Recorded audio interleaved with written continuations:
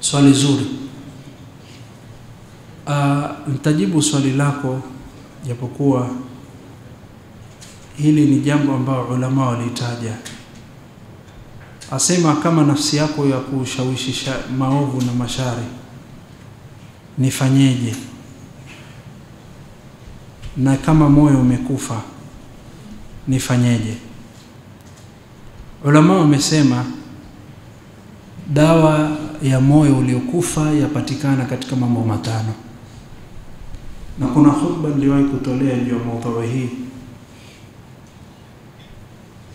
Asema mmoja katika salaf ajulikana kama Yahya ibn Muadh rahimahullah, asema dawaul qalbi 5 ashya, tiba ya moyo uliokufa hupatikana katika mambo matano.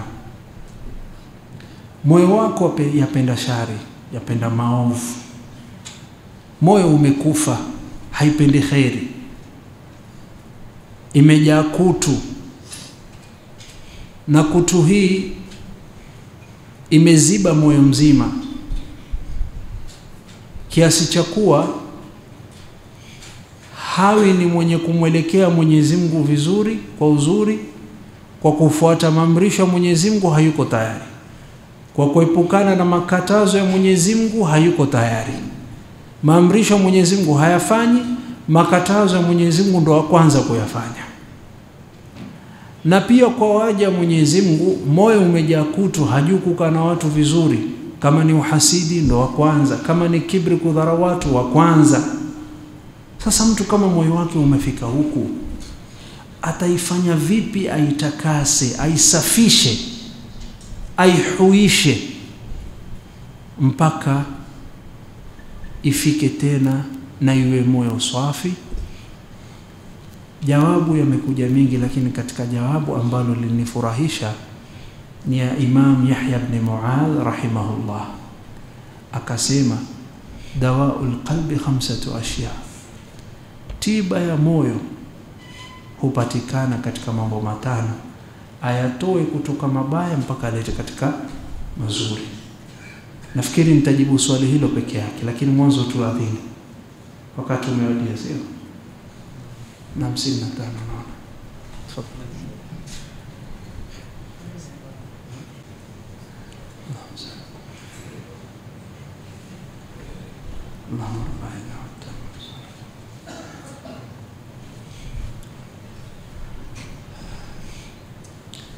Kwa hivyo wamesema ulama dawaul qalbi 5 ashya, tiba ya moyo uliokufa hupatikana katika mambo matano.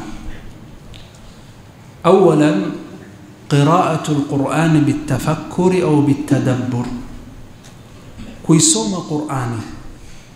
Lakini pili, unapoisoma Qur'ani usisome kwa kuiangalia kwa macho yako wala kwa kuisoma kwa ulimi wako, lakini isome kwa macho ya moyo wako. Bimaana akili yako na moyo wako wayazingatia yale ambayo yanasema. Na pindi ukisoma Qur'ani kwa moyo wako, si kupitisha tu kupata thawabu, kama vile mmoja anavyosoma alhamdulillahi rabbil alamin arrahmanir rahim, ulimi wasoma na saa zingine macho huangalia, lakini moyo haiko hadhir. Nanyi mwajua Kiswahili, nikisema hadhir mwajua na maanisha nini, sio? Njia ya pili, khalaul batn, tumbo kuwa na faragha, kuwa na njaa, kufunga. Nafsi ina tughyan, nafsi hupenda kuvuka mipaka, na huvuka mipaka pindi ikishiba. Mtu akishiba kupita kiasi, kuna watu wengine mtu akishiba jambo la kwanza ataka kulala, na mtu akilala khairi nyingi itampita.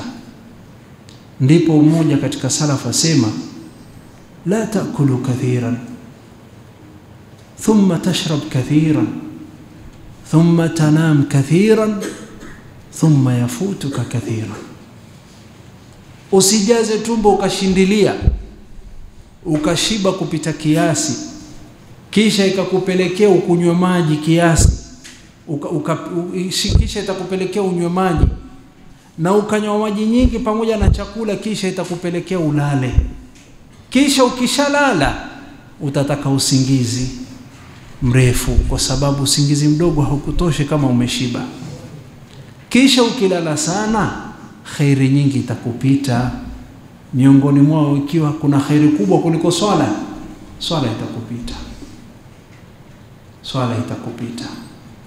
Na ukitaka kujua tumbo ikijaa haina khairi, angalia siku za Ramadhani ukila sana wakati wa iftari, angalia siku hiyo tarawih, utaweza kuswali ama huwezi kuswali?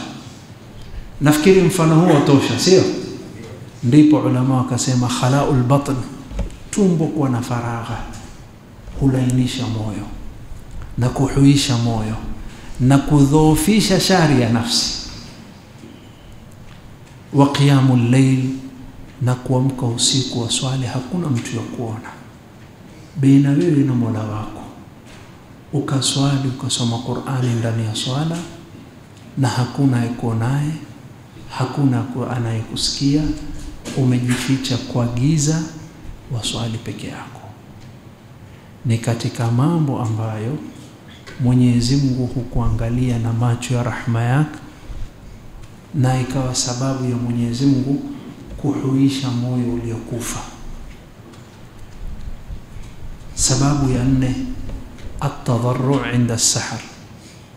Inapofika wakati wa suhur, wakati watu wanapokula daku, thuluthul layl al-akhir, katika masaa ya mwisho usiku, at-tadarru', kumlilia Allah na kumnyenyekea na kumwomba, ya Allah, ya Allah, ya Allah, ya Allah. Yahuisha moyo uliokufa yapata uhai tena. Na la mwisho, wa mujalasati salihin, kukaa na watu wema, kukaa na watu wazuri, kukaa na watu wanaomcha Allah. Si lazima awe ni alim, lakini huyu akiwa yomcha Allah, akiwa mtu mwema, hatamki ila khairi, hafanyi ila la khairi, atakuvuta. Imeadhinia twende tukawahi jamaa. Akiwa ni mwema, twende tupitie dukani nikanunue maziwa, kesho Jumatatu tufunge. Siwe pia ufunge. Twende kuna darasa msikitini tukasikize, kuna sheikh fulani amekuja. Twende kuna kikao cha tafsiri. Twende kuna fulani mgonjwa tukamfanyia ziara. Haupate hasara kukaa na waja wema wa Allah.